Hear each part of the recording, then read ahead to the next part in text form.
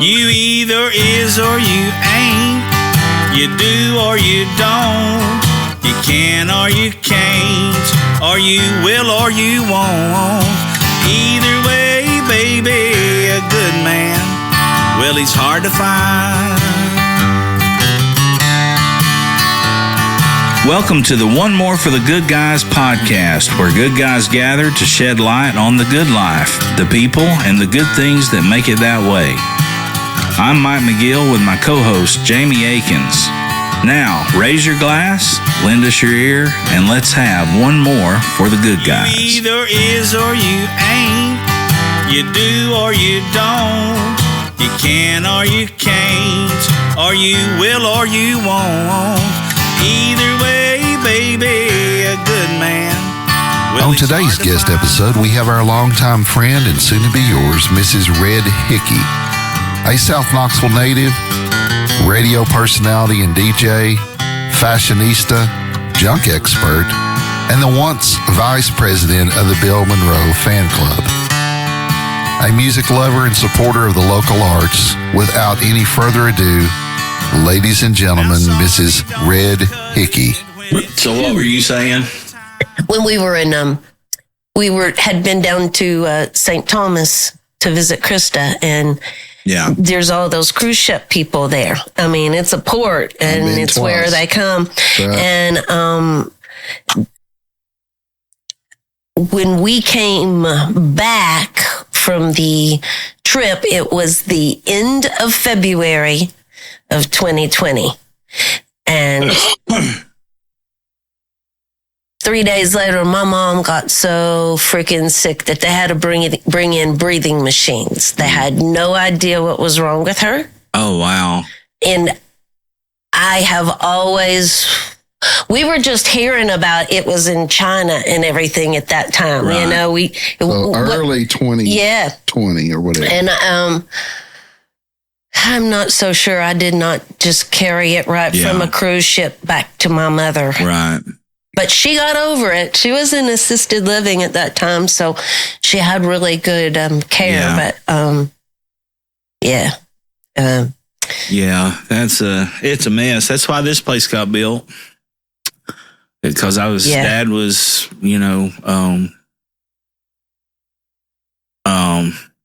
I totally went brain dead, terminal, and then, Mom, and I was just like, how am I going to quarantine? So, I got to thinking, and I was like, well, I'll just build something, and I'll have a hangout too, and place to get away where I don't kill anybody, and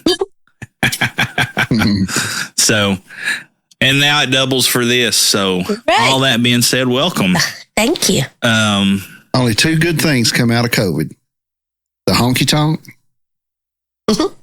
and we don't have to play past midnight anymore at the bars. That's true. That is the best. Man, I don't know. That's definitely a good thing. Now it's like, somebody was asking me the other day. I was like, well, your shows are so late. And I'm like, they're not late like they used to be. Exactly. I mean, it used to be, it was a 10 start and you didn't actually get started till, especially just playing like the pub. Hell, you wouldn't get started at 11. Right. And you wasn't quitting at 1. No. It was probably going to run till 2. But Jig and Reel's been real good. We've had a good time with them, and that 9 to 12 gig is the way it goes, man. That's pretty nice. And of course, they got good food and good staff and all that stuff. So, and good crowd. They like us there. And all that being said, I'll get my plugs out of the way real quick. Our plugs. So you can catch it, the whole full band, live and in color. You can catch us down the Jig and Reel the second Friday of each month. And then just spoke with Joe Jennings the other day, and we'll be doing starting in March, we'll be doing the solo at Trailhead on the last Friday of each month. So, and that's a fun time. Everybody needs to come out to that. If you haven't been to Trailhead, you definitely need to go. Yeah, you can bring your dogs. And, bring your dogs. You can smoke cigars outside. It's just a good atmosphere. It's, and if you got, it's all ages as well. So you can bring, can bring kids. I was going to leave it at dogs, but okay. You can bring your kids. Yeah, I know. As long as they don't start acting like little shits, asses. You know what, though? There have been a lot of kids at your shows because I go to most of them. There has been some. And they've been well behaved. Yeah, you just give it the kiss of death. I did, boy. It's going to be the invasion of the kindergarten cop next time. Crumb snatchers. So that's starting in March. End of March. Yeah, end of March. Okay. So come check us out whenever you can. But today we got, if you didn't recognize that voice, we got the lovely and all talented and almighty Red Hickey. Yeah. Who I have been fortunate enough to call a friend for a long, long time. Well, that part's true. Yes. And so, again, welcome, and we're glad you're here. What have you been up to?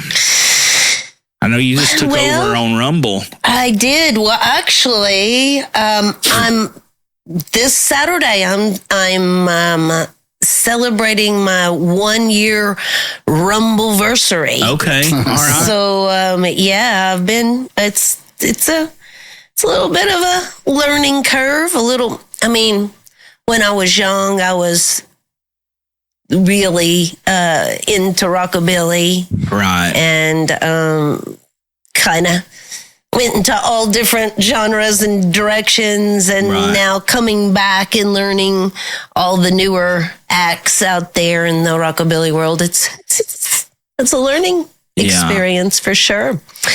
But I usually like wintertime for tackling projects. I don't go out a lot on the weekends when I'm off. I generally have a project or a goal that I'm trying to get done before spring gets here. Right. And I've just made my husband a brand new pair of patch pants. He spent probably 3-4 years collecting enough patches. Yeah. And then I've spent about 5 weeks sewing them on.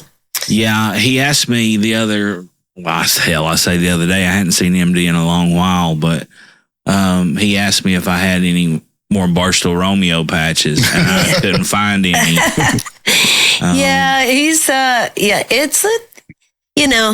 It's one of those things, and then people go, well, where'd you get those? Like, you can just buy them somewhere, and then you tell them you made them, and then they're like, well, where'd you get your patches? And it's like, well, which one? It's like, that takes a long time. Yeah. So, that's been our fun little thing, and getting closets and organized and cleaned out, and bunch of trips to the Ladies of Charity. Right. Just doing some purging. Just getting rid of stuff and organizing. I'm not a hoarder, but I am a collector of things. Yeah, I'm not either. Yeah.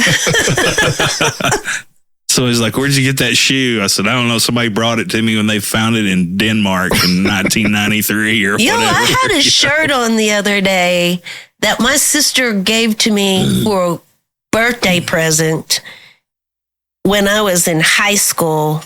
Oh, wow. And I realized that the shirt I had on was 45 years old. Oh, man. Vintage. Sometimes I just don't let go of things, I guess. Yeah. Well, I hear you. I mean, that's, the first honky tonk I ever, backyard honky tonk I ever seen or ever knew existed was, Stacy's husband, Mark David. And, and I was just like, just would look around and all the cool stuff. And I was like, holy cow. And, of course, those were great times. Oh, yeah. Yeah, I miss those times being the Log Haven days. But, that was a fun place.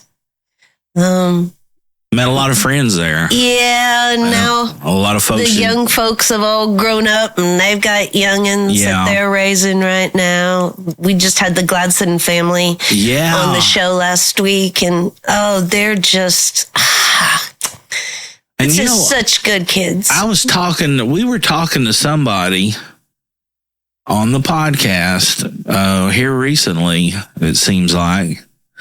But then again, I throw that the other day thing around all the time, like it really was the other day, and it'll be 3 months or whatever. But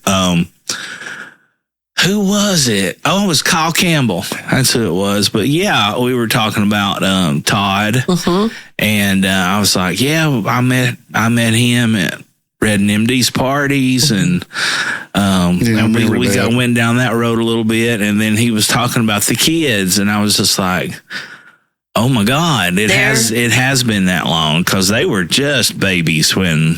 Yeah, it's kind of funny because there was some crazy parties up there, and Harlan's grown now, and he told MD, I remember sleeping on your couch. Yeah.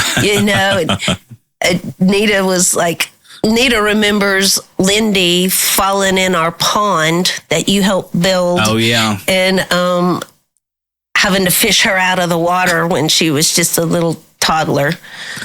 But, they're all grown and just beautiful children. Yeah. I mean, really, the boys made turkey calls out of some kind of funky bone. I don't know. Oh, yeah. Lindy's, she cooks and bakes, and she makes blankets, and they build beehives. Sure. And, I mean, they do things normal kids don't do, Yeah. Plus make music. Yeah. And old time music. Very good at it. I mean, Lindy's got a Hazel Dickens kind of voice on her, and it's amazing. Okay, so she's singing. Yeah. Very good. Yeah. I didn't hear it, but I'm sure all that is it's crazy. They do all harmonies and everything. Yeah. The old time stuff never was my cup of tea. But I don't know. I always I had a lot of respect, mutual respect with Todd, and I know at those parties we'd always wind up paired up together a little bit of playing and singing some stuff. And, you used to play bluegrass, and there's not that big of a difference between old time and bluegrass. Yeah. But at any rate, it was just always real fun times. Yeah. But so South Knoxville, that's you're a pioneer. Would that be correct? Dole bananas are the best bananas, and the best bananas are Dole. Yes, I went to Dole, not South High School. Yeah. I went to Dole High School. Okay, not Doyle. It's spelt Doyle. But it's Dole. Oh, shit. I was telling that story this past week because right after we got well, we drove to that ice cream place over there right off of Chapman and South Young Pike. The new what? The creamery? Yeah, it's called the Sugar Queen Creamery or something. Yeah. Let me tell you right now. Yeah. Best ice cream I ever had. And I'm telling you right now, I'm an ice cream connoisseur. I know we're not doing video yet. I would have never known. Me on that. I'm not kidding you. I was absolutely blown away. Like I've been cruise farms. I've been all of them. Nothing against cruise farms. I love you. But I'm telling you, this is the best place in town for that. And they were packed. Anyway, so we were driving by. I went to Holston. Last graduating class of Holston. Yeah. And they closed it. And that's when... What was your all's mascot? Warriors, that's right. That was in 91, and that's when South Doyle in 92 became South Doyle. But the current South Young Middle School was South Young High School over there off of... whatever that road is that goes in front of Sono Taco, back there. It starts out Lancaster because we used to live there, but it turns into something else. But anyway, and then they closed. I was driving by there, and I said, that used to be South Young High School, and then they turned it into a middle school and moved South people to Dole. South Dole. Dole. My dad's middle name is Doyle. Oh, okay. But it's Jim Dole. Right. Yeah. So anyway, that's my South Young story. No, I was born in South Knoxville. Yeah. I was actually born at St. Mary's Hospital, but when I came home from the hospital, I lived in South Knoxville. South Knoxville Hospital. I grew up in South Knoxville, and I did move away, but I'm back in South Knoxville. So, Yeah. So your dad was a golf pro. Was that it? Where was he at? Was it Bays Mountain? He was at Bays Mountain for a while. He was at Dean Hill for a while. Dean Hill, yeah. I think he started out at Whittle Springs. Okay. Then he owned some courses like in other places down like Cartersville, Georgia, and okay. Went out in Salt Lake City, Utah. Wow. And then he came back to Knoxville. He was mostly known as a teacher, an instructor. Right. He gave a lot of people golf lessons. Yeah. I still meet people to this very day that's like, oh man, your dad gave me so many golf lessons, but. I remember, unfortunately, I was back during, anyway, I'm not going to tell that, but, I remember going to his funeral and I found all that stuff out. Right. And then I remember one year, I think it was an azalea party.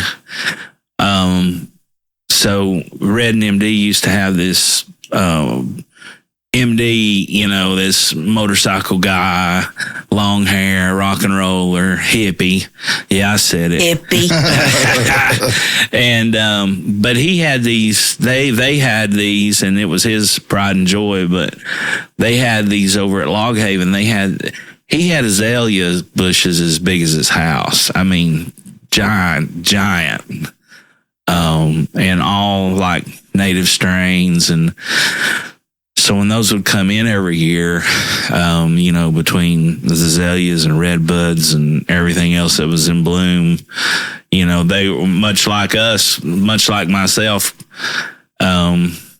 we were always looking to throw a party of some sort, bring your own meat party so you could grill out. The tulips are blooming, the azaleas are here, and that kind of thing. But long story short, I remember him wearing one of your dad's old golfing outfits from like the late 60s. So it was the Munson wear and the I mean, looked like Rodney off of Caddyshack, those these bright plaids and the shoes with the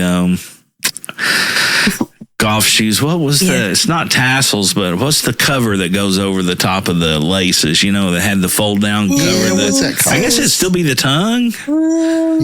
Because it's sewed into the tongue, but there's a name for it. But at any rate, I can remember that. I'll remember at 3:00 in the morning tonight. Yeah. I'll be like, the name it's of that. called, Yeah, I hear you. So South Knoxville, born and bred. And then you went to Doyle High School and you said you went away for a little while. Well, let me ask you this: was your upbringing? Were you around music a lot? Did your mom and dad play music in the house? Was it just a car thing, or? My mom was had an inner ear thing, so she was deaf in one ear, so she could harmonize and sing like in church and stuff, just singing along with the hymn book or whatever. But she didn't really seem to enjoy listening to music. She didn't like forbid it or anything, but like if the music came on, it was one of the kids turning the radio on. Right. Or someone else. But yeah, she wasn't very musical at all. My dad obviously was a sports dude, but he did love music. Yeah. And Dean Hill was real famous for bringing in, back in the day, bringing in all these big bands and all of these big shows, Yeah. Whoever, Charlie Rich or whoever, would come in there and play. And he loved those shows. But later in life, he and Buddy Smothers, who is Buddy's Barbecue here in Knoxville, they also a big golfer. They own together they own the golf course in Georgia. Okay. But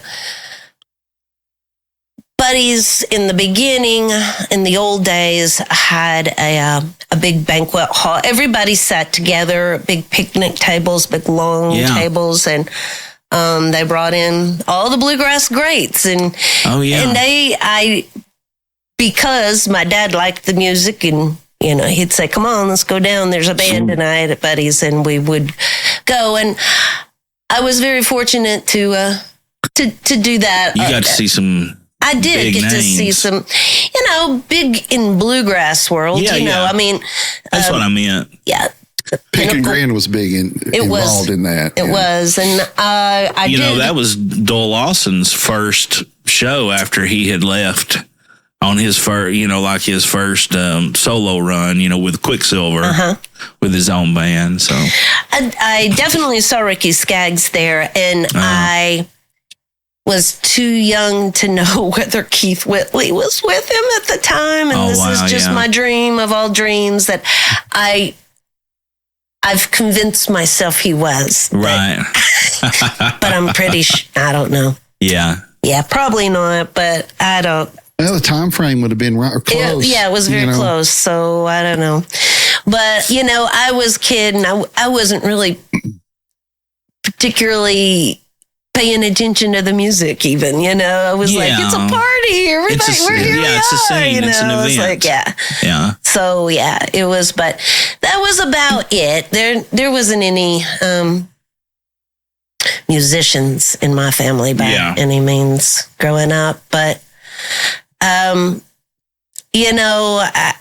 was a little different than my parents. I think all three of us, I have two sisters. All three of us are opposite as can be. Yeah. And one of my sisters are more like my mom and dad, and the other two of us, I'm not sure where the hell we came from. I really don't know. I don't. That's funny. I mean, maybe in her lifetime, my mom might have come to a Blue Plate twice. Yeah. Maybe just once. I don't even know. But, no, they're not real musical. Well, what grabbed your ear to make you such a lover of music? What was it? It was music, I guess, because when I was in high school, I had friends that were in bands. Now, I go back far enough to where you were allowed to drink at 18. Right. And there was not photos on those driver's license at that time. Yeah, right. And my sister and I had similar features. Right. And so my mom she wasn't concerned so much about me going to bars being underage. She was concerned about me getting caught. Right. And her looking like a bad mom. So she made my older sister give me her driver's license. And then she paid my sister to get a new driver's license. So when I went in the club, I didn't have a fake ID. I had a real ID. And that seemed to make it okay. I don't know. But I started going to bars underage to see bands. Right. And I'm positive I wasn't drinking. Sure. Yeah. And also, Corner Lounge was one of those places. Yeah. You know, we were sliding in Corner Lounge at 16, 17 years old. And it's not the Corner Lounge of today. No. This was the Colin Hunley Lounge. Yeah. And I think her name's Birdie was there. Anyway, it was crazy. Those days. Loved it. Yeah. I loved the Corner Lounge. I mean, it was, but yeah, I don't remember where I was going with that. What caught your ear? Oh, that was it. First? Yeah, we were, so I spent years sneaking in bars, seeing music. And then, eventually when I moved down to Atlanta, I found a whole group of friends that were just all into music, and honestly opened my eyes up to people like Buddy Miller and Jim Lauderdale and Junior Brown and Hazel Atkins and Hank III and all these people I didn't really know about. Right. I mean, shoot, I can remember Slim taking me to see the Seldom Seen even, and I didn't even know who they were at the time. Then after that... Now, so let me back up. Just how were you then, like, when you went to Atlanta? Well, I went to Atlanta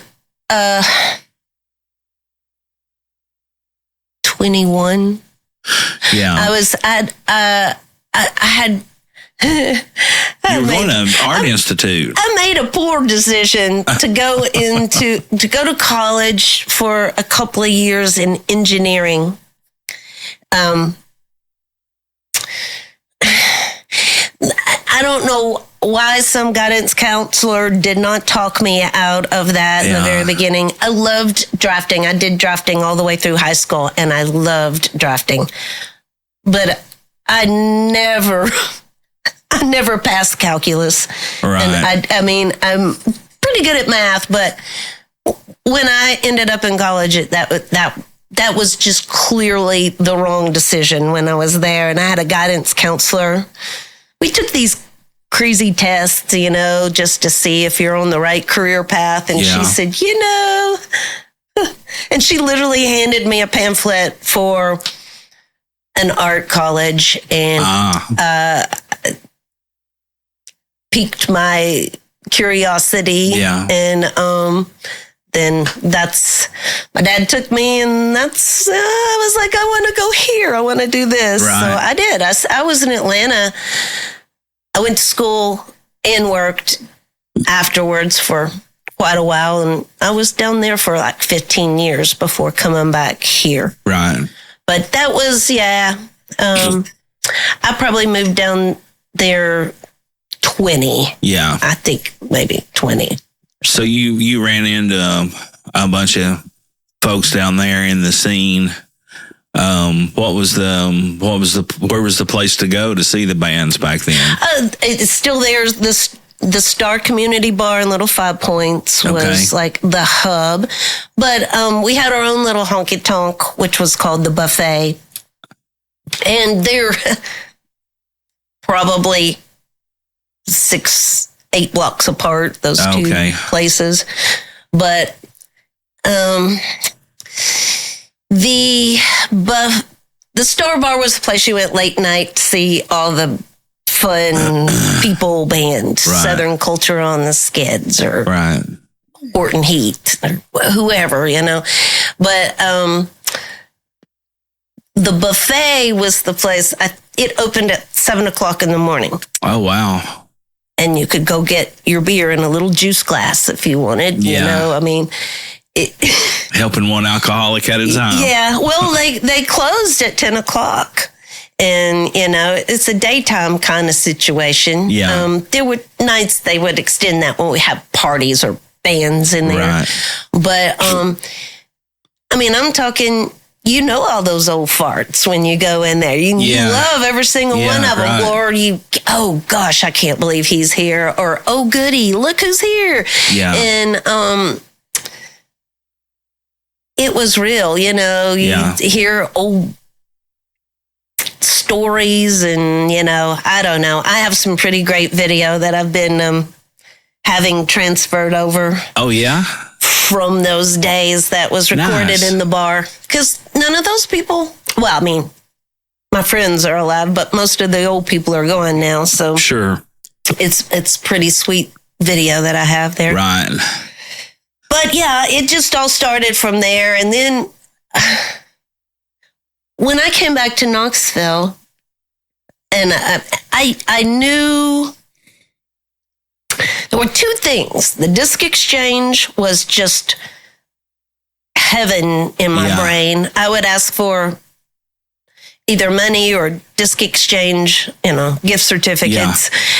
That's all I wanted was to come up. I just couldn't believe there was a place that sold, used CDs and, you could get a, $20 CD for $5, and it would be like, and you could get top 40 or you could get anything. Reverend Horton Heat or exactly culture, Southern Culture on the Skids. But they, and then there was the radio station. And what amazed me was that I was hearing,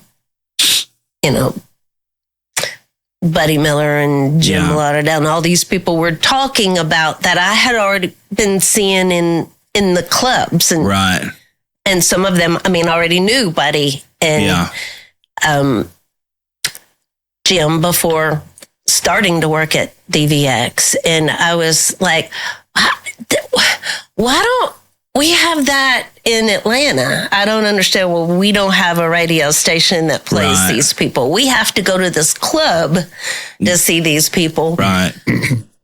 Or I have to come to Knoxville and find the CD, And not just that, but you had to kind of find the culture of the scene to be in the know. Yeah. Because if you didn't, So it was just you're sort going of to turn on MTV and hear it, or Clear Channel or whatever. So I was really, really bashful as a kid. So when I came back and, of course I was drawn to the radio station. Now, did you find, real quick, sorry, did you find this on a visit back, or you had came to be here? We come back and forth from Atlanta to visit mom or whatever, and we were always interested. It was the very beginnings of the radio station. I remember getting a newsletter that Scott Miller wrote way back then. I can remember newsletters. And then I just said to my husband, whenever we get back there, I want to be part of this somehow. So the very first day that we returned to Knoxville, and we should have been emptying boxes and moving into our house, it was Camper Fest up at the campground, and we were hearing it on the radio as we were unpacking, and we were like, hey, we can unpack tomorrow. Let's just drive up there, let's just go. Yeah. And in Norris. And we met I remember meeting Mike Flanagan right off the bat, and Tony, and got my picture made that day with Marshall Andy. And I don't know, we ended up going home, getting the dog, getting our camping stuff, and going back to, but yeah, we were already well familiar with it beforehand, but that's what I meant. I was just kind of jealous about it living down there. It's like, wow, they've got this back in Knoxville and we don't have this here in the city, So that's basically when I came back. That's what I said. I knew two things that I was attracted to, and that was Disc Exchange and the radio station. So it never was a planned path. Right. I fell into things. Yeah. I really did stumble into it. Right after I turned... Now, let me rethink that. I'm not sure. Anyway, I had a birthday. I don't remember which one it was, but I decided I was coming home from work every day, turning on the TV, watching Oprah, and just becoming a couch potato. And I decided I needed something better to do with my time. And there was a Smithsonian magazine that had this story about bluegrass festivals. And this was when you were still in Atlanta. This was way before computers or cell phones or anything like internet, that. No cell phone. And I was like, I remember just reading that article and thinking, man, that just sounds so awesome. But where do you find these festivals? Right. How do you learn about these festivals? Right. And then I started investigating more about it, and really got kind of crazy into just trying to figure out where these festivals were. My friend Slim, he said, well, I know where one is. And he took me to one in North Georgia. And I got my picture made with Doc Watson that day. I mean, that was rare to grab Doc, just right then. But I became so upset. And once you find a festival, there's always stacks of flyers for all the other festivals, but you have to find, back then there wasn't a link to go to, in other words. So I started finding the festivals and doing that. I became obsessed with bluegrass, and what was the magazine? Bluegrass Unlimited? Yeah. Yeah. It's still there. Yeah. But I even became the vice president. I wish I could remember her name, but I was the vice president of the Bill Monroe fan club. I was gonna bring that up because I remember you telling me that years ago. I was gonna bring that up today. So so I did many, many years of bluegrass festivals, stalking. And you got your picture made with him. I got many pictures made with him. He was a interesting person. Big guy.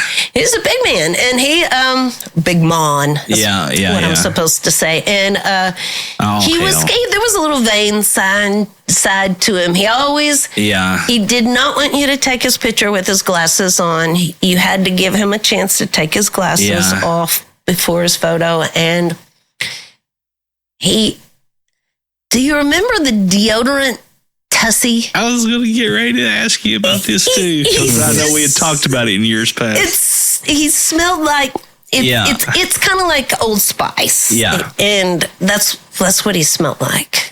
Yeah.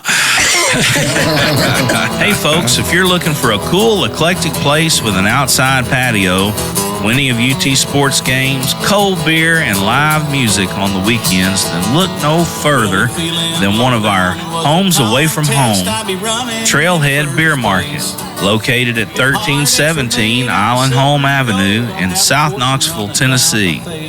Trailhead is South Knoxville's first beer market, situated on the banks of the Tennessee River and in the backyard of the Urban Wilderness and Iams Nature Center. You can find more info on Facebook and Instagram about specials, live acts, and the goings-on, and be sure to tell them McGill and Jamie sent you, and have one more for the good guys. Yeah. So, bluegrass festivals. I mean, I know, the first time I found out about them, and I didn't go to any of the bigger ones, right away. I went to bigger ones, as I got into it, for a few years, but, to me, I don't know if you were like this, but it was just a whole new world. I mean, it was just maybe not a new world. It was a whole nother world. Well, yeah. Of characters and culture. If you were raised in that world, it wouldn't be another world. But, know, because it took us till we were adults to find it.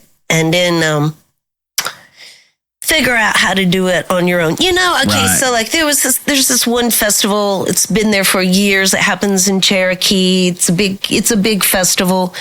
But, it was like MD and I never really fit in at bluegrass festivals. Right, yeah. And, but we'd go all the time. But, literally MD could be drinking a cup of coffee and Barney, the security guard's going to come over and ask, "Can I smell your coffee?" Because he thinks he's like got liquor in there or something. You were just, it was like, what are they doing here? They're not supposed to be here. Yeah. He looks like a troublemaker. Go smell his coffee. Andy Griffith show all over. We didn't always fit in. These people just got to Mayberry.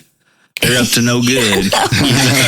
But we figured out this, we had this thing we liked to, the parking lot, I mean, it's not a lot, it was a giant field where they would park you. Sure. It was in a gorgeous holler, prettier than the actual festival site, but like you could lay on the hood of the car. Yeah. And hear Charlie Waller's voice coming through the holler, just ringing. It was way better than being inside the festival anyway. But the further you get away from it, the better it sounds. Yeah, it was awesome. I always felt that way too.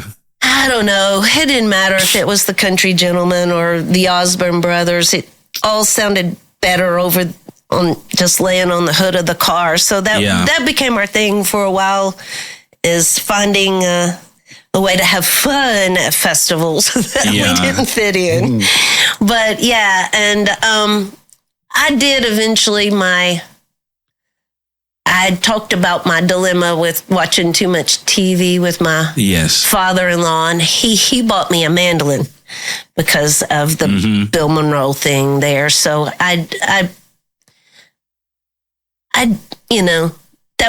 was also my only musical journey was I did play mandolin for a little while, but I was made to take organ lessons when I was little, but if it's not your idea, you're not going to do it as a kid. So I think I remember you had been doing that for a little while.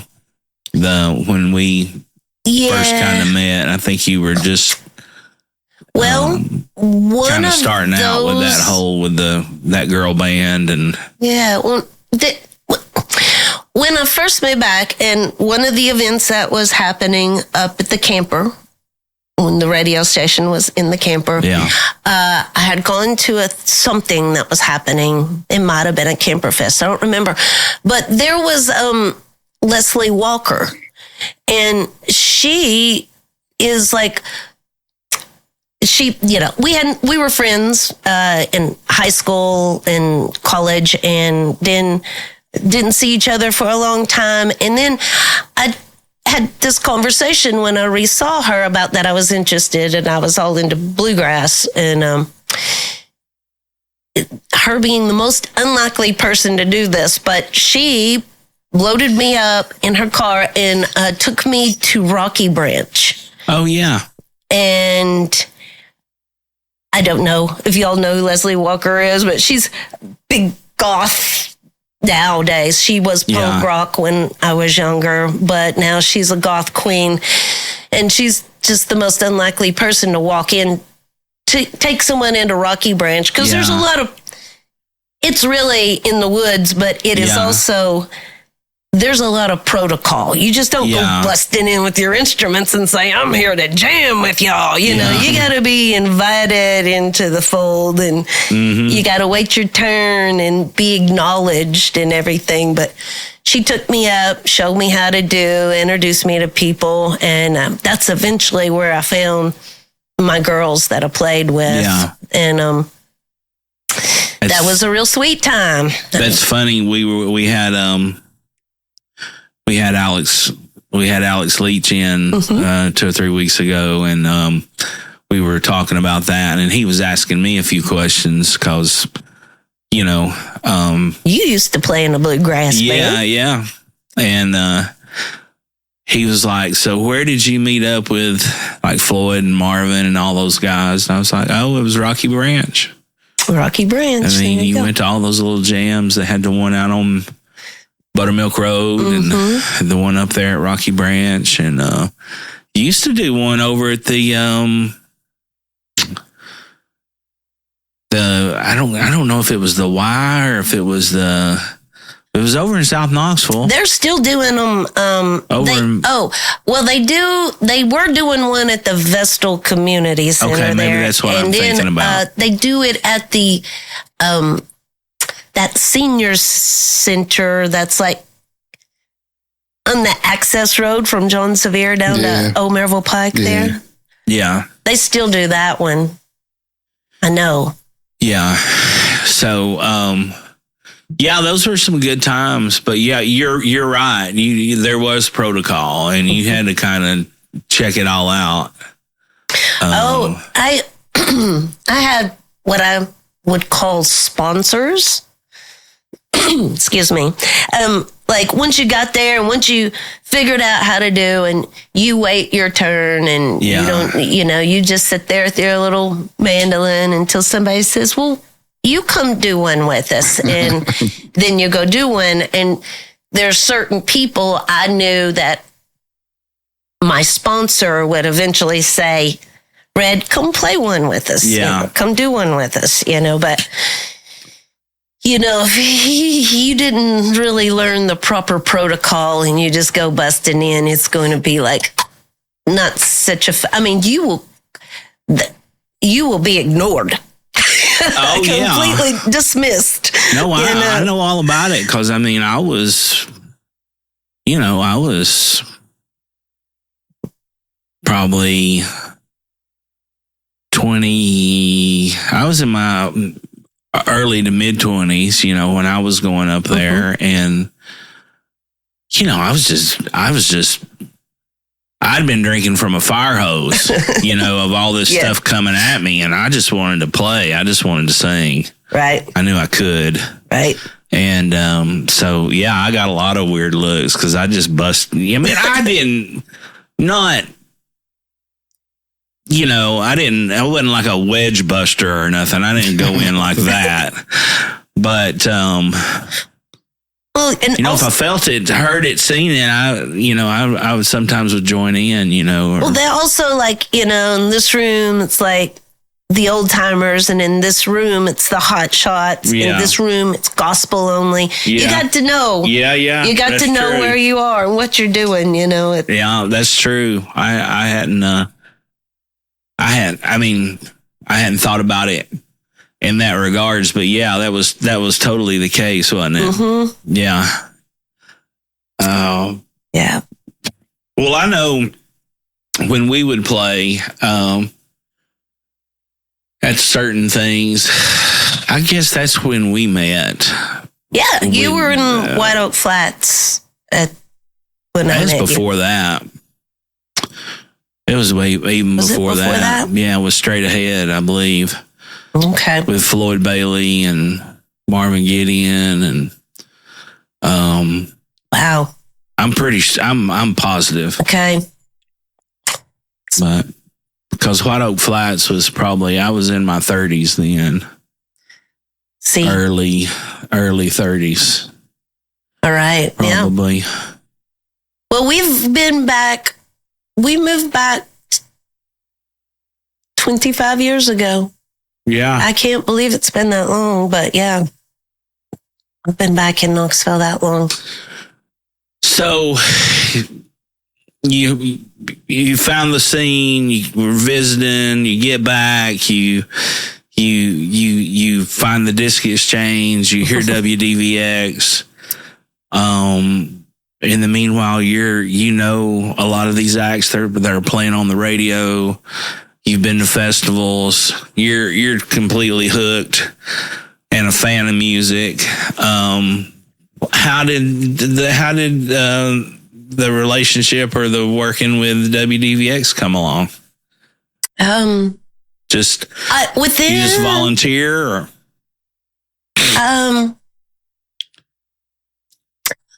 Well, I knew Tony. I'd met Tony a couple of times at events at the radio station. And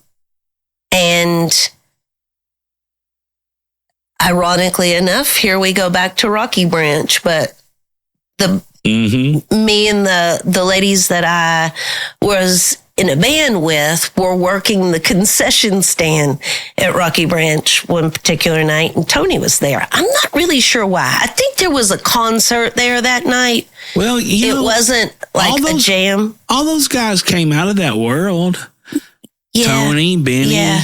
I mean, all of them did. They were... Well, he was already Tony, and he already had the radio station and everything. But there was some concert happening up there. We were working the concession stand, and I was like, "Oh, hey, Tony," and blah, blah, blah, blah. And he offered us tickets, MD and myself, to see Southern Culture on the Skids. It was in Manhattan's on the second floor, and I'm pretty sure it was the Yeehaw Printing people. Manhattan's or Patrick Sullivan's? Sullivan's. It was probably Sullivan's then. I mean, I don't remember. I don't remember Manhattan's having a... It didn't have a second floor, but Patrick Sullivan's did. It was Patrick Sullivan's. That's who I was Manhattan thinking. did not. I didn't think so. It was the layout just like Jig is now. Yeah, no, it was Patrick Sullivan's. Okay. I'm sorry, I got my clubs confused. No worries. It was the one that was the brothel. Oh, yeah. And it was on the second floor, the show was. But anyway, he offered us tickets to go see this show. And then the next week I was at work, and he used to say, today for the Vitro 5, I'm going to take requests. So if there's something you want to hear, let me know. And I had called in whatever I wanted to hear. Right. And Tony said, I'm glad you called because I wanted to talk to you about, and I had discussed with him the fact that Scott Carpenter was doing Hillbilly Fever, and I really liked it. It was the classic country show, and why did it go away? And Scott and Peg had just got married, and he had too much on his plate and had to let some things go. And I guess he was still practicing law then too. Yeah. And so another nice guy. Yeah. Played with him many times. Yeah. So he had to back out, and Tony hadn't been able to find anybody to fill the slot. I complained about the slot going away. And so he was like, well, what would you think about doing that? And so I started doing that. And then And this was still all out of the camper. Yeah, that was in the camper. Yeah. And that was I was just doing Thursday night Hillbilly Fever. Yeah. And then a year later, he asked me if I'd be interested in coming on full time. And yeah, that's the moment I got to tell my mom that I was leaving my job with the 401k and paid vacation time and, great bonuses and stuff. And what were you doing before? What was that? I was job? working in an art department if I may ask. for a sign company at that particular time. Okay. I was working in fashion all the time that I was, most of the time that I was in Atlanta. Well, no, that's not true. I started working for a sign company in Atlanta, and I was a Braille expert. I could read Braille with my eyes.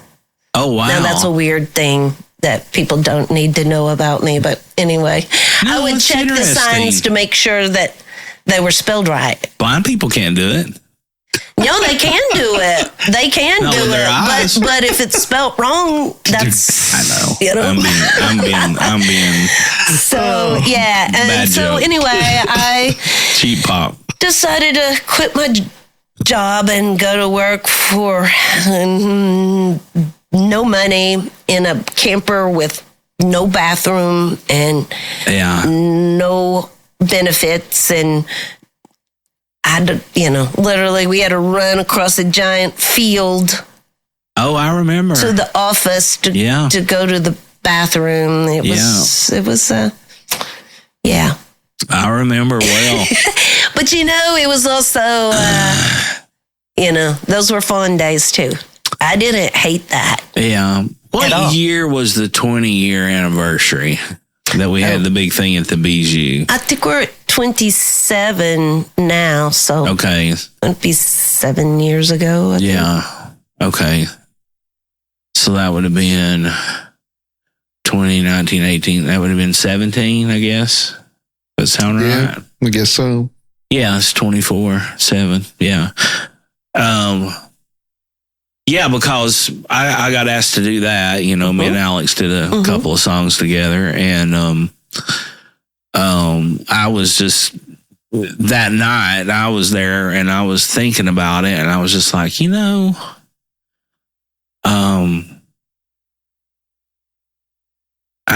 must have been right when it started too, as far as on the fan side of it, and starting knowing about it and listening, and because before DVX came along, here, if you held your mouth just right and stuck a coat hanger up your ass and had some aluminum foil on your teeth or something, you could get like sopping the gravy. Yep. With Timon and Benny and Tony, and then then the DVX thing happened, and so when y'all got back and you kind of started, going to those things, we were probably newbies together. Is what I'm getting at. I can remember the day I met Jay Clark. There's everything you'd want to forget. Scrappy. But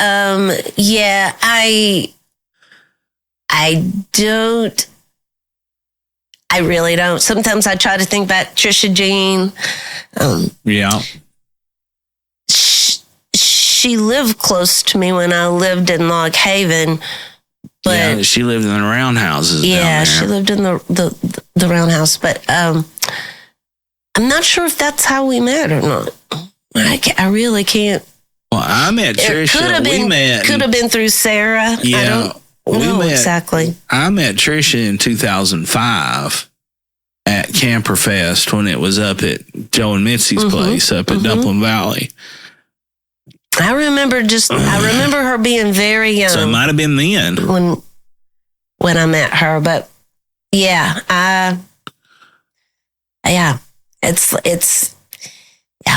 been a fun little musical journey, and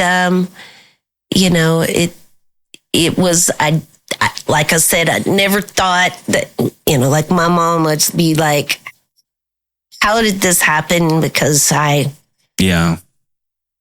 I didn't like to be in front of people. My mom was one of those moms who tried to put me in beauty pageants when I was a little kid. Yeah. They didn't work well, you know. I didn't like getting my picture made. That's a whole nother long story, but... Well, it wasn't your ideas. It didn't even have anything to do with that. My mom, she would... The camera would say, face the sun. You know, meaning your subject should face the sun. But my mom would say, look towards the sun, which I would interpret looking to the sun, and it would make me cry. You know, fair-skinned, freckled-faced, red-headed kids can't look at the sun. You know? And so every time she would do that, she'd be, when the tears would start coming, she'd be like, don't make that face. Don't make that face. Yeah. And I couldn't help it. I couldn't not cry. And when I looked at the sun, and so she would tell me just to turn around. Yeah. And she would take a picture of the backside of me. And like I could have this sister on this side and this sister on this side, but it's the back of my head. Oh no. God and so almighty. I got to where when she'd pull that camera out, I'd start crying before she'd even say, you know. Yeah. Look at the sun. And so I just hated cameras my whole life. Yeah. And then, you know, once I got old enough to understand that I wasn't supposed to look into the sun, you know, but anyway, now she just doesn't understand how I ended up being the kid who couldn't get my picture made without crying, but I will stand on a stage in front of hundreds of people. But what is funny about that is that we're going to start videoing this thing, and I was going to start today. That was going to be the first time I was like, but I didn't get finished in time enough to get set up. But that's funny. You were going to be the first video. I am weird about cameras, and if I can psych myself up. I did a podcast thing with Michael Reno Harold not too long ago, and there was a camera involved, and it is so obvious how uncomfortable I am. I squirm. I look dorky. I act dorky. It was, you know, I just don't. It's not my comfort spot. We'll put it that way. I psyched myself up to do it, and I was like, "This is going to be great." And then I saw it, and I was like, "Oh my gosh, you're such a dork." Yeah. So now, present day with WDVX, you're still hosting the Blue Plate Special 5 days a week. Yep. Yeah. And then you're doing Rumble on that's Saturday nights. Saturday nights, yeah. I was going to say Friday, and I was like, no, dummy, that's Johnny Mac.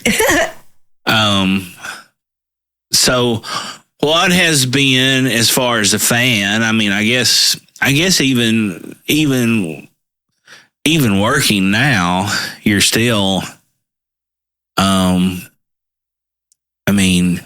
you're still a fan. Oh, I am still a fan. You know, but how does that work? You know, a lot of things.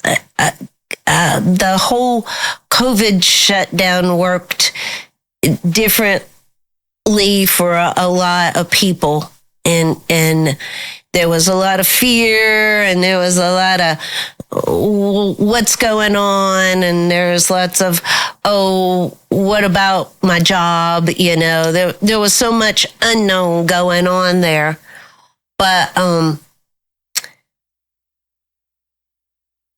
you know, I was at a 20-year point of like kind of burning out on doing the same thing every single day. And even though it sounds like having live music 6 days a week is a great thing, it's it's still work. It's work, and it's not always good. I'm just gonna be honest. Exactly. So it gets to a point where the fun goes away, and it's more work. Yeah. And I have musician friends, who are the same way. Daniel Kimbrough, he was just out on the road so much and having to miss, kids' birthdays, wife's birthdays, anniversaries, all kinds of important things. You get to a point where, this isn't fun anymore. Yeah. This is becoming work, and I'm on the brink of being burnt out. It's just like, oh, I know. So that even though it was hard for us to accept, you're not going anywhere, you're not doing anything, it was good for a lot of us. It was good. I agree. Just for me to have silence, around me for a little while, Absolutely. Or to sit out in the garden in the morning time and drink my coffee, which is something I get dressed and go to work, don't have time to do that. So it was a good resetting point, I think, for a lot of people that, have been doing something for a really long time. Hello, music lovers. Campbell's Music Room Guitars was opened and founded by our longtime friend Kyle Campbell back in 2017. If you're a beginner or a seasoned pro, you're always needing something. From strings, picks, or maybe a repair to your trusty instrument. Campbell's Music Room Guitars has a full line of all the stringed instruments.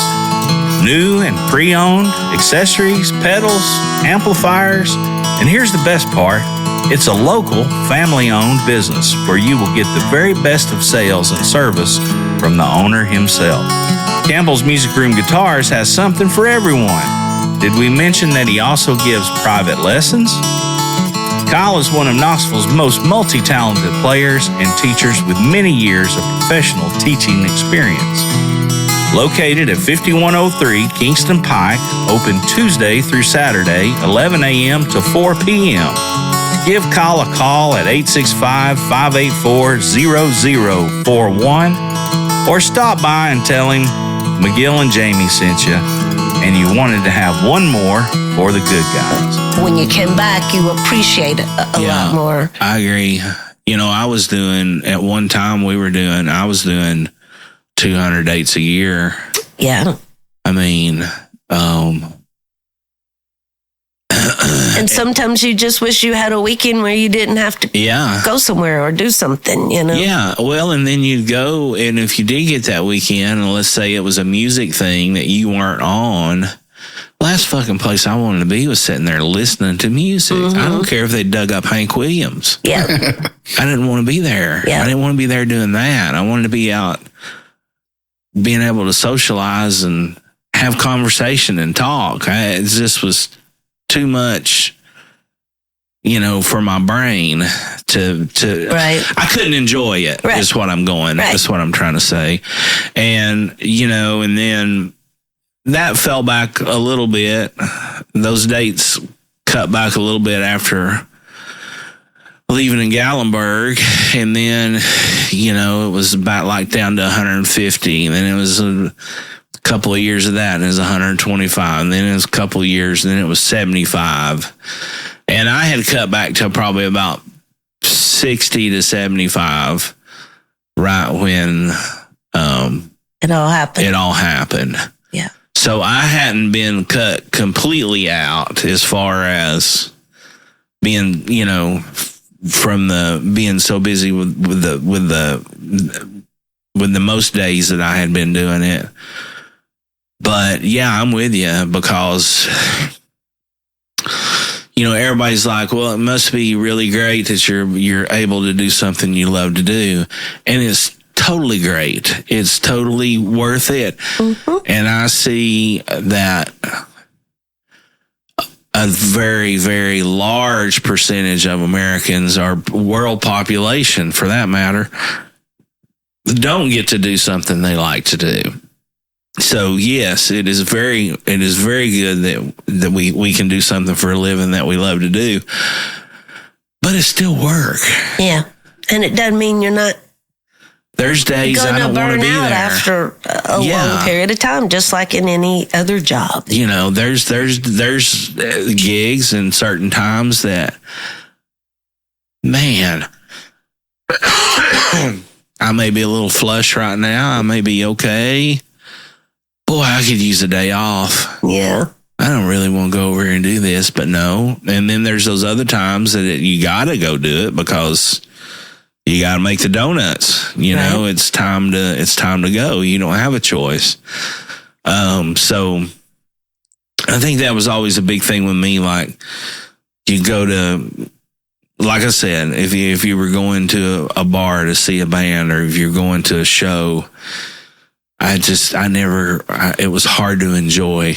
That's why most of the time I was outside, or I'd find somebody to talk to or to do something, you know. And so outside of music, what's the weirdest job you ever had? Oh gosh, the weirdest.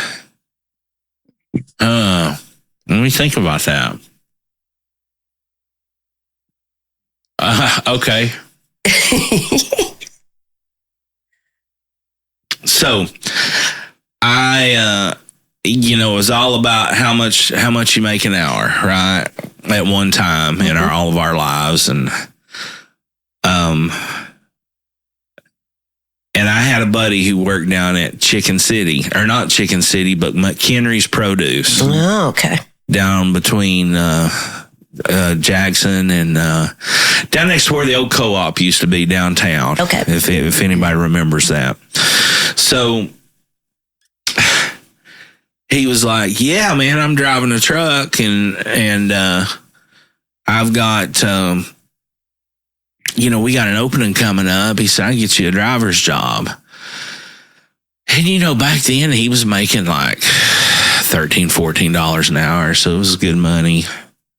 And I was like, "Yeah, I'll do that. I'll try that," And I went in, and the first day I went in, they were like, "Okay, so we need you to come in here and fill out your paperwork, blah, blah, blah." I got all that done. Go over here to this lady and see her.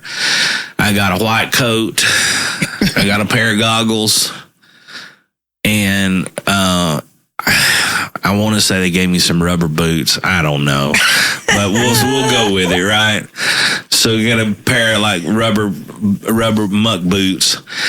And they sent me, and I was like, "I'm supposed to be driving a truck." Yeah, we'll get you that. We'll get to that, but we need you helping here right now, today. The guy or the trainer or the whoever.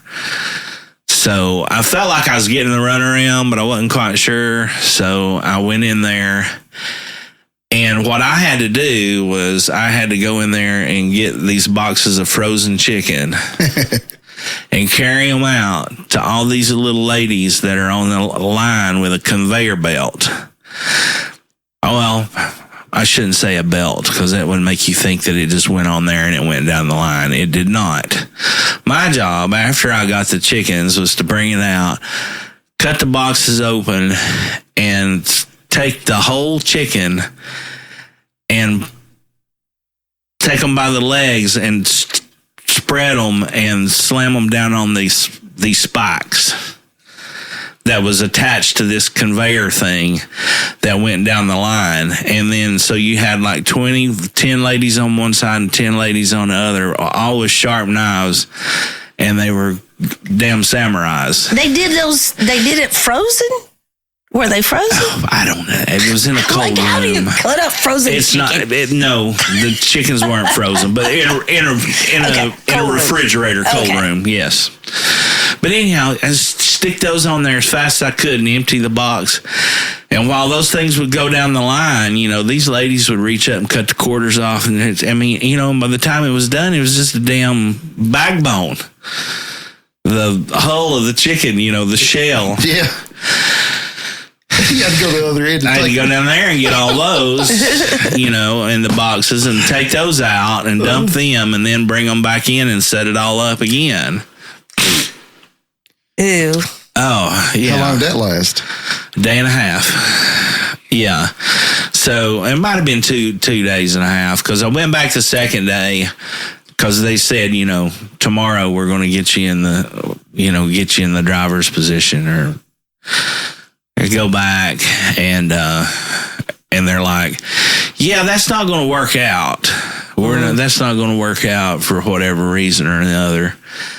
And I was like, but, we could have we could have a call in or we could, you'd be first alternate or say, it was just a runaround. Right.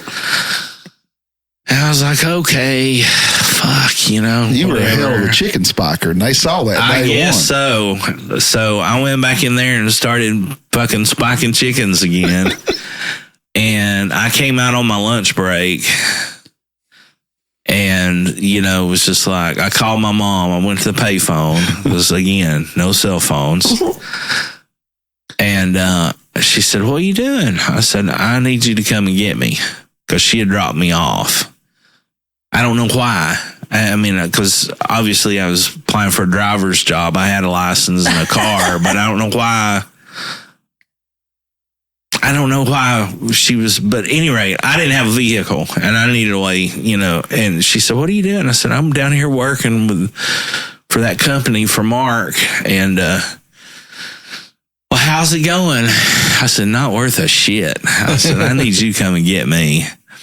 What? I said, yeah, I'm over it. I ain't even going back. And I said, well, I guess I got to go back. I got to give them their boots back or, their coat or whatever the hell. But yeah, that was probably one of the weirdest jobs. Probably the weirdest. I mean, I've had ones that sucked even worse. But that was, it was just weird. That's pretty weird. Yeah. But those ladies, man, was just like, the one lady just did the wings, the next lady just did the thing, and then the next, and just on down the line. How fast was this thing going? Pretty good. Pretty good click. I mean, yeah, fast enough. It kept me busy at both ends with damn raw chicken. Ew. Yeah, it was nasty. And you could, as soon as you open the door, you could smell the processing facility, It was just like, no, I'm not. That's why you said Chicken City at first. Yeah. Because it put you to mind of Chicken City. But it was McHenry Produce. I worked at this place called Ross Pre-Stress one time as just as one of those, hey, you got to have something this week, because I was in between. Right. And my job there was they built these the concrete forms that divide the highways and do all the bridge abutments and all that stuff. And everything's done overhead on a big crane. So they bring in the forms, or the forms are already on the ground. They bring in all the rebar and they drop it down in the cranes. And you set up on top of those forms, and all you do is just tie rebar all day long. So you got this little tool that's got a 360 swivel on it and a little hook. And you put the tie underneath the rebar and hook it through the hook, and then you're, to the next one. And it's, just a grid, and it's just blazing hot. Being over. Oh, yeah. And I'll never forget the guy who was the lead man. He was a snuff dipper. and Howard snuff. No, like Copenhagen snuff. Okay. But it was just, it was in his beard. He was just an old nasty, and you could smell him. I mean, you just smell. It was like, here comes Copenhagen, And I was like, and I did that for about a week because I had to, to make some money because I was a dad at the time. But that one sucked. But how about you? What was the weirdest one you ever had? When I was young, I did a lot of weird things. I worked for do you remember back when they used to have balloon deliveries, like flower delivery, but they'd take a bouquet of balloons and deliver them? Oh, yeah. But I dressed up as a clown. Okay. And I would deliver balloons to people that were having a birthday or take it to a birthday party. Right. And you could technically hire the clown for the birthday party and stuff like that. There was that. The reasoning for that was at one point I thought I was going to be a clown in Ringling Brothers, Barnum and Bailey Circus. I had a cousin who was a clown in Ringling Brothers. Oh, wow. And he later became a lawyer. And I thought... Well, I mean, once a clown, always a clown. Right? Exactly. And then I just thought, I don't know. I applied to clown college in Orlando, and I was turned down because I didn't know gymnastics. And so my future as a clown was shot down before it ever even it had already started, but anyway. Yeah. Then my high school boyfriend didn't really like dating a clown. So retired that one. And I worked for Barbizon Modeling Agency. Yeah. I remember that name. And I would get hired out to do beauty pageants sometimes, judge beauty pageants. And, you'd literally have to run from angry moms. I mean, Golly. It was crazy. I was an aerobics instructor at one for a pretty long time, actually, and had no training whatsoever. Yeah. I was hired by Spa Lady. I was hired first to sell memberships. Then they needed an instructor. Yeah. And then they needed an aerobics teacher. And I literally just figured out how to do exercises to songs that I liked. Yeah. And made a routine. And I became a aerobics instructor. Did not know at all what I was doing. Had no idea. That's great. I did that for a pretty long time. And there was Was this in Atlanta? No, this was in Knoxville. One was on Chapman Highway, and there was one out west. And the one on Chapman Highway had a Smoky Mountain Market close by, which, the worst place a health instructor could be eating every single day, every single meal. And the one out west had a crystal next to it. And when you exercise that much, you eat a lot. Sure, yeah. And I was just shoveling greasy, horrible food in me and teaching people how to be healthy and good. It was such a joke, How about you, Jamie? I was looking up clown college to see if it is. It's in Orlando. It's Ringling Brothers and Barnum and Bailey Clown College. They said it closed in 2017. Probably did. Because of the Ringling Brothers that's no going, longer. Weird jobs, man. I don't know. I never really had one I liked except when I worked at Pick and Grin. So even the one I have now, I despise. So probably the weirdest one I ever had, though, was being an umpire for T-ball. Oh, yeah, I did. I umpired baseball. It didn't last long because I was young, and it wasn't like a paid job. Yeah. You get yelled at a lot. Yeah, and I really didn't know what I was doing either. Isn't that funny? Why do people people keep giving people jobs that don't know what they're doing. You've played. You do it. Yeah. I didn't have a clue, man. I lasted about a game. That was it. Hey, I was TSSAA certified. And didn't even have a rule book. Were you behind the plate? Did all of it. I was for baseball or for baseball and from T-ball on up. That's great, man. Yeah.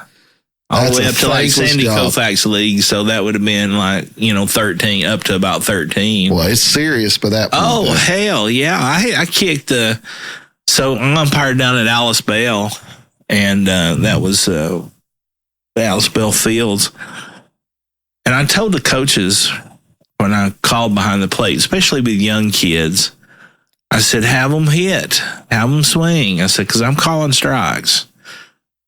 I said, I'm calling strikes. I'm not going to be out here all day. They're not benefiting from learning how to walk, getting a base on balls. It's a hitter's game. It's batting practice. Right. Yeah. Have them swing. I said, there's no shame in it. And of course, the younger they got, I mean, you'd punch them out, or call them out, not punch. We're not punch a kid at a baseball, but punch them out's a term for ringing them up or calling a third strike. So you call them out, and some of them would just get so upset, or you could see they'd be down, and I'm a pretty nice guy, and I'd see one of them that I knew was very timid and didn't want to swing, and I'd say, get in there and get you a hit, or I'd talk to all of them, because I also coached some back in the day. And so I wanted to be helpful. Well, one night I called this kid out, and this is in a Koufax League, so 12, 13, 14, whatever. And I ring this kid up. He's just standing there, And he's walked like 3 times that game. He's not hitting. He's not going to hit. He's not going to swing. He's going to stand up there and wait on it. And unless they're really close, you can't just, be Angel Hernandez and just ring it, call strikes anywhere you want. So there's one came in pretty low. And he took the pitch, and I called him. I called third strike, and the coach comes running out of the dugout like this was Game 7 of the World Series.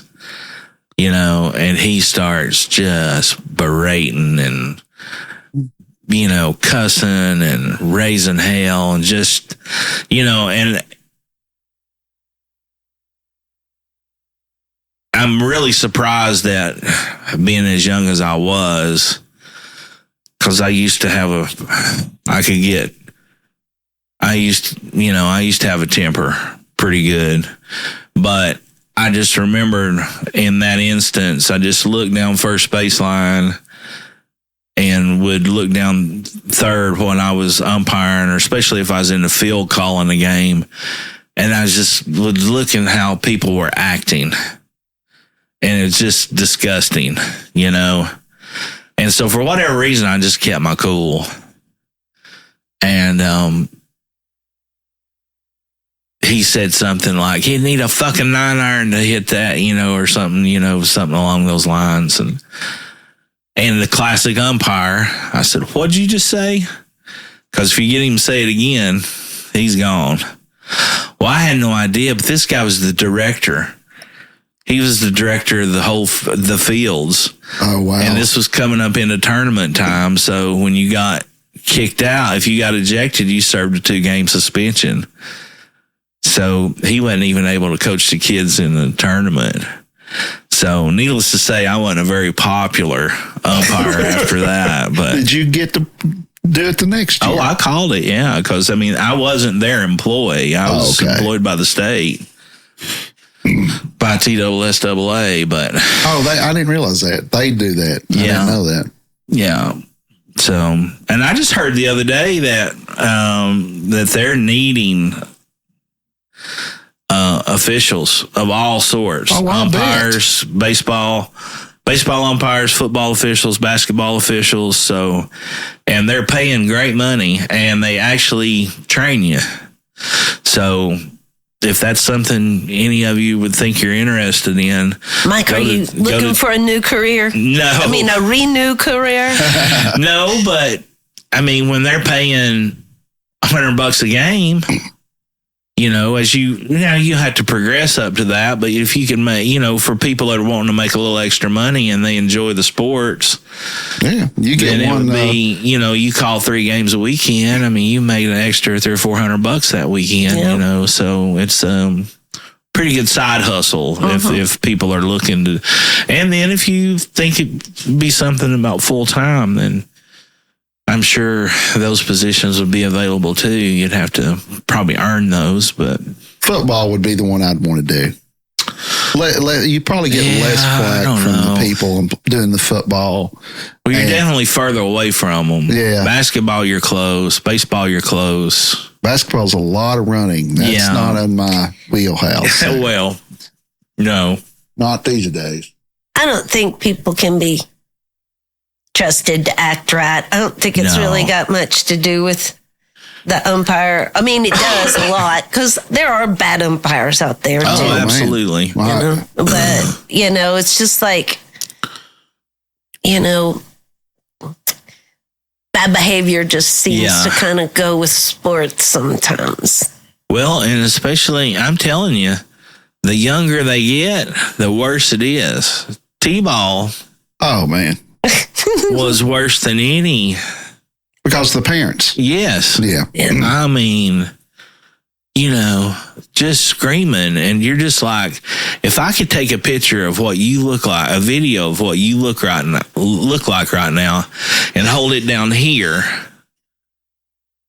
and or make you get down to the 4 foot high level and then show it to you on a big screen. Right. The kids, the POV, the kids' POV.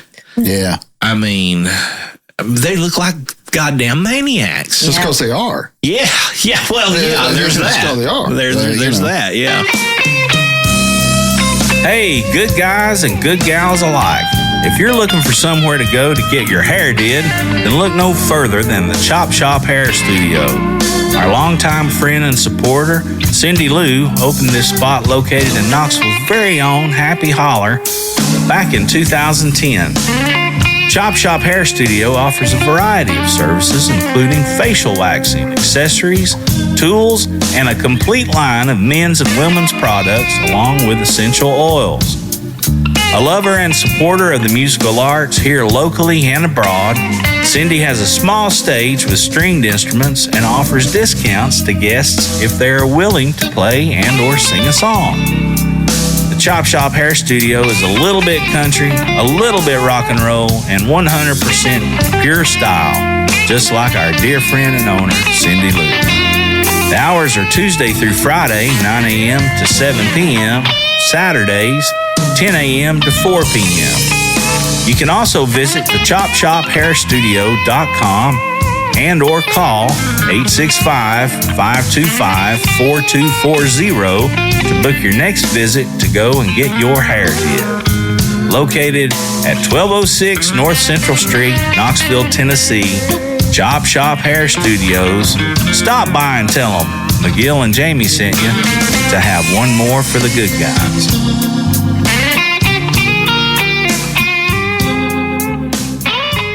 But you're right. There are bad referees, too. Like, this is about 3 or 4 years ago. My niece, she was playing ball at Holston High School. First time I'd been back there. And this referee was just a douchebag, man. To everybody. And he kept calling.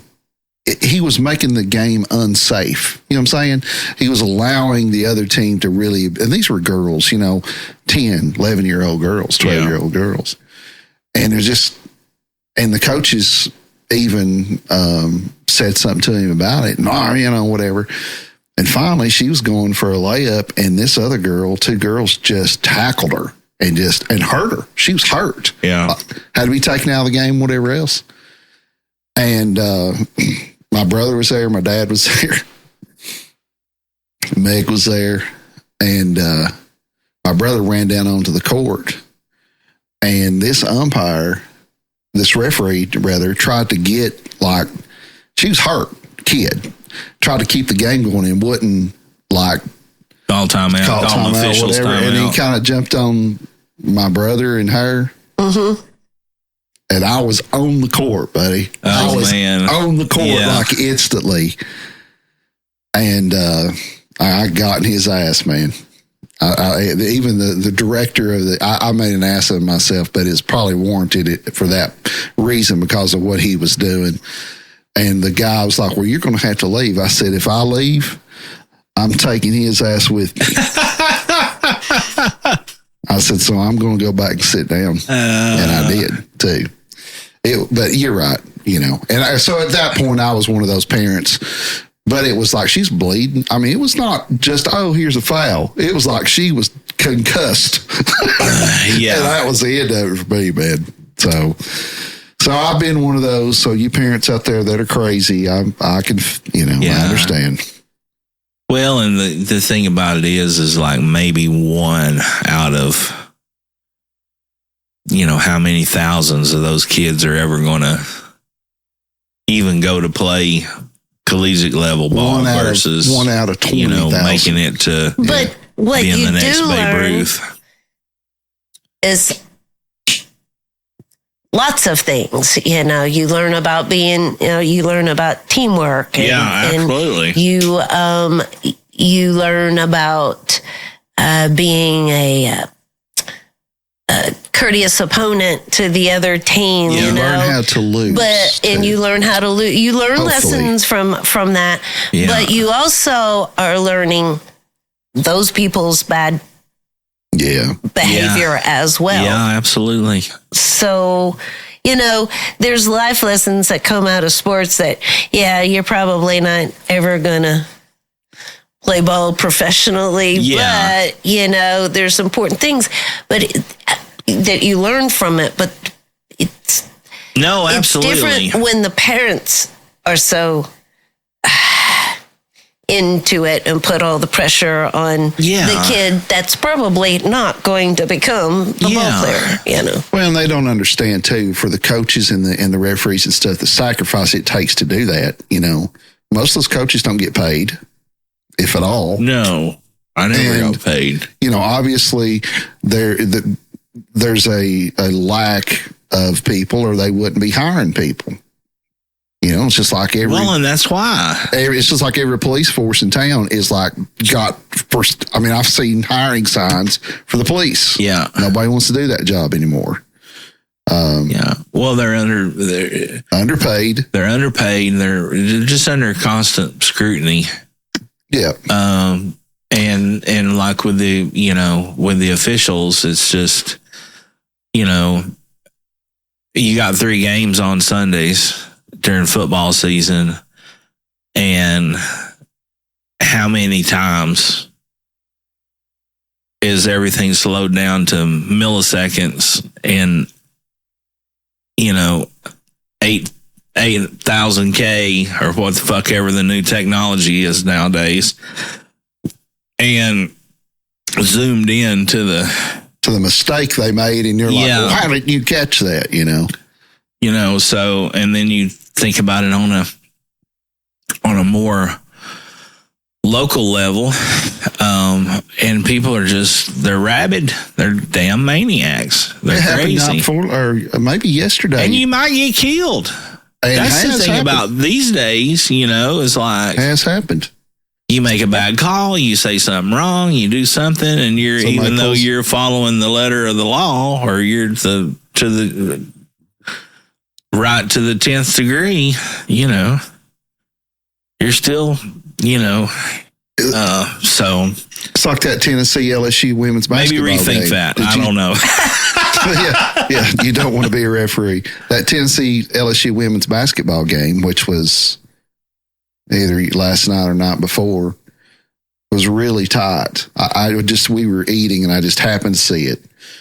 And it was a really tight game. And, LSU won a championship last year and it was within 1 or 2 points into the fourth quarter. And then LSU was driving and the girl double dribbled. I mean, bigger than hell. It was just like, but they didn't call it. And then that momentum changed and Tennessee ended up getting beat by like 12 or something like that. But the headline was double dribble missed, leads to this. And I'm like, really? It was just one play. They just got their ass beat at the end. That's what really happened. Yeah. But man, that's a thankless job. I wouldn't want it. But those, No, but if you're able to compartmentalize it, there's, you can make some pretty good money at it. That's true. So what was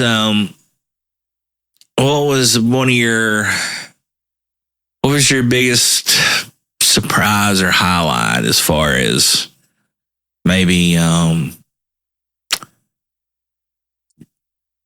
just in your association with music, from the fan side of it to working something, meeting someone? Was it an event? Was it an artist? Was it blah, blah, blah? Oh, man. Or did you ever have that one that was just like, holy cow, I'm here doing this right now? That maybe that surreal moment.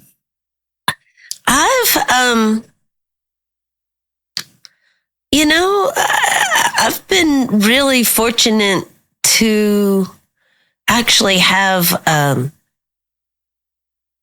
did lots of things. I mean, even as far back as just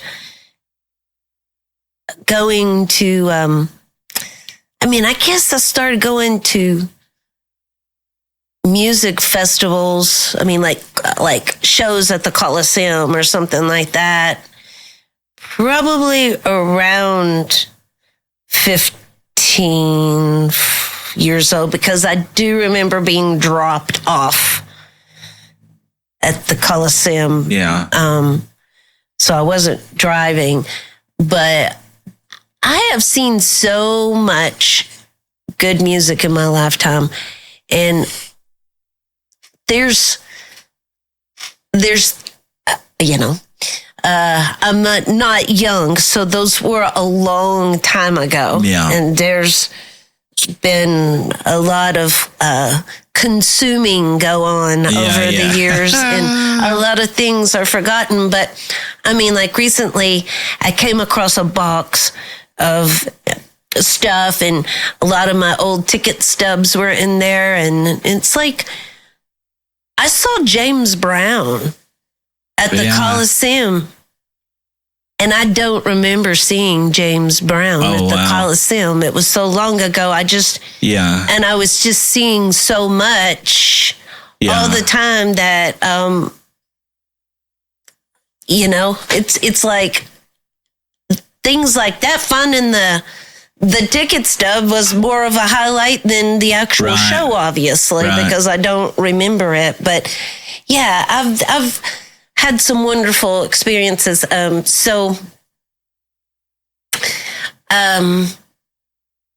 have a friend from many, many, many years ago, and she married the road manager for Metallica. And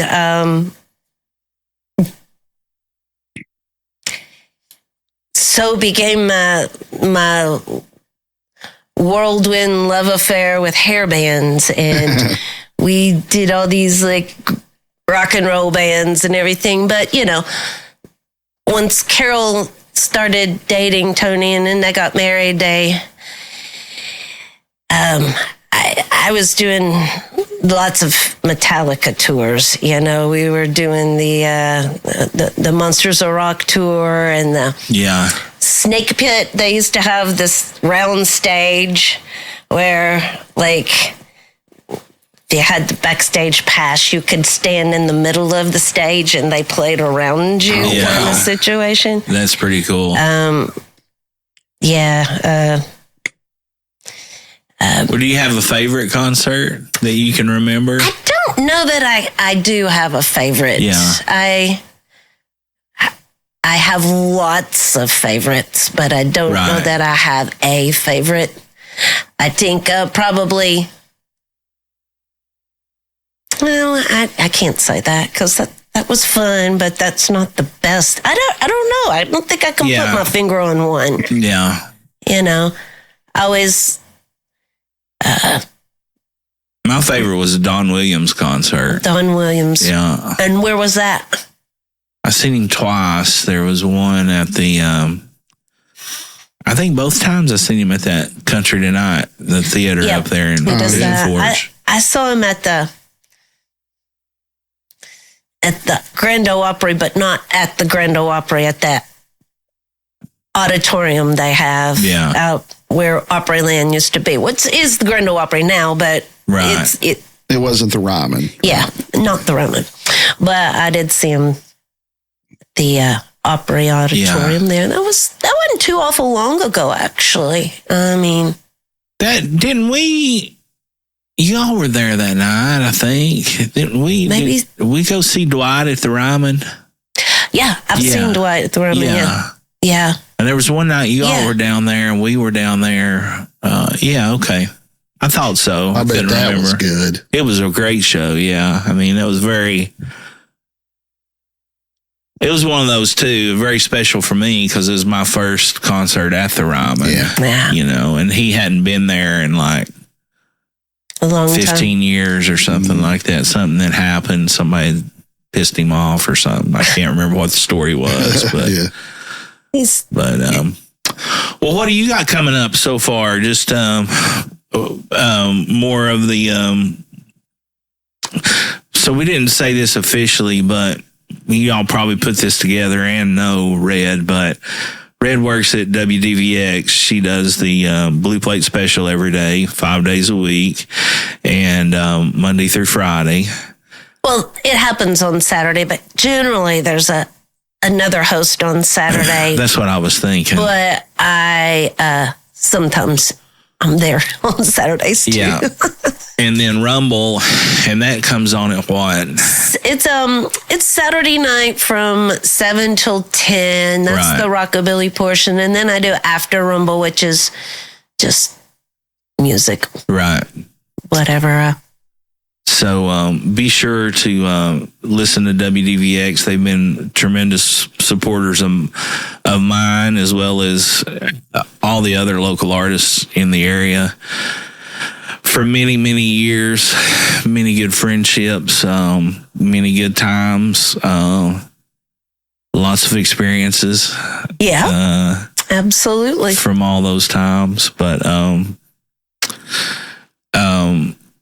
it was I think it was Tom T. Tuesday. That's why you were coming around. It was you and Jeff Barbara. Yeah. And I don't really know what Tom T. Tuesdays was, but you would come over to the around, drink beer, and listen to Tom T. Hall songs. Yep. And so that's what I would remember about you the most in the beginning was y'all coming over and sitting in a honky tonk out back and singing to the top of your lungs. Yeah. That was definitely my first. I had met you all and talked to you out at shows and different things, but that was how I started coming to the New Year's parties for sure. And then the Azalea parties and the whatever parties, Log Olympics. We were big on parties. Yeah, there was several. But I'll cherish those days. And I do too. we need to get MD up here one night just to have a good conversation. I haven't seen him in forever. Is he doing well? I've thought about calling him 3 or 4 different times. He's doing just fine. Spring's right around the corner. He's You know, he loves to garden. He's a gardener. He'll be busy. He, March is when he starts getting his beds all ready and everything. So we're almost there. So he's not a winter person. He doesn't winter well. Yeah. He needs sunshine. And so, he's looking forward to spring. Yeah. Well, good. Well,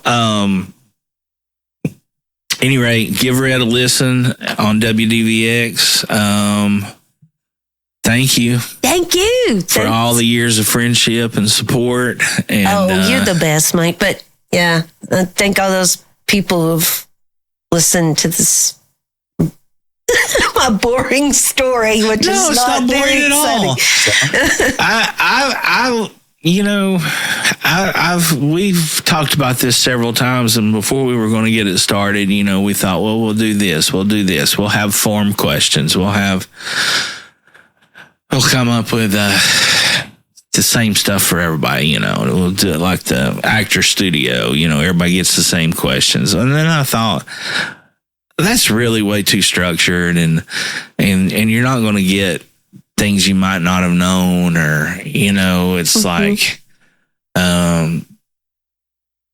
so then we started talking and finally just decided to do it, and then we would figure out what it was going to be.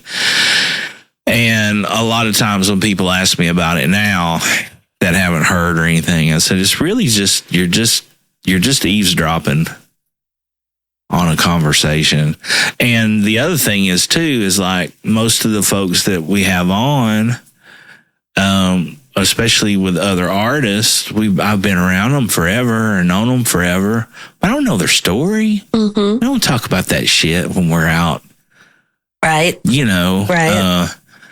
We have, because we've been more so on opposite sides of the microphones for that kind of thing, and of course we've been friends for such a long time. But you just find out little things that you never knew, about other folks, and that's it's as much for us to get to know that side as well. So.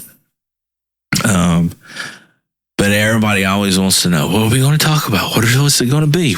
And I'm like, we're going to talk about whatever the hell we want to talk about. Right.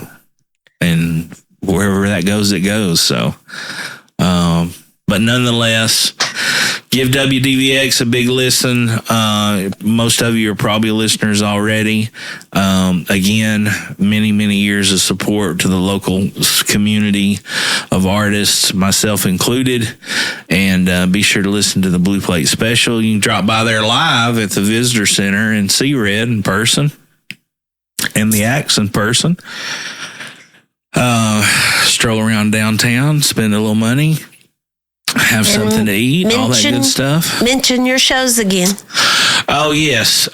So we were at the first of the recording. We were talking every second Friday through October at the Jig and Reel, 9 p.m.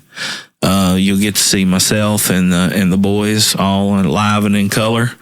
So come out and check us out there.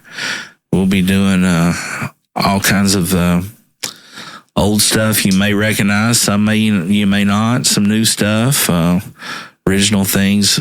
But you'll get the full band experience that way. And then the fourth Fridays of every month, starting in March, we'll be doing solo at the Trailhead Beer Market out in South Knoxville. So be a good time to enjoy their patio, have a beer, bring your dogs, only bring your children if they're well behaved, or we'll tie them up in the kudzu patch. That's right. And they won't stand a chance. But any rate, Red, I love you. Love you. Thanks for having me. Again, for all the years of friendship and support. And Jamie, you want to do another one? Of course.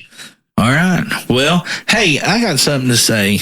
We always say something about being kind and doing right by folks, but I came across I thought about this the other day, and I thought this would be a good way. Be kind to one another, and do something nice for somebody. It costs nothing to be kind, but there is always a price that is paid for cruelty. So, cheers, everybody. Cheers. Here's one more for the good guys. You either is or you ain't. You do or you don't. You can or you can't. Or you will or you won't. Either way, baby, a good man, well, he's hard to find.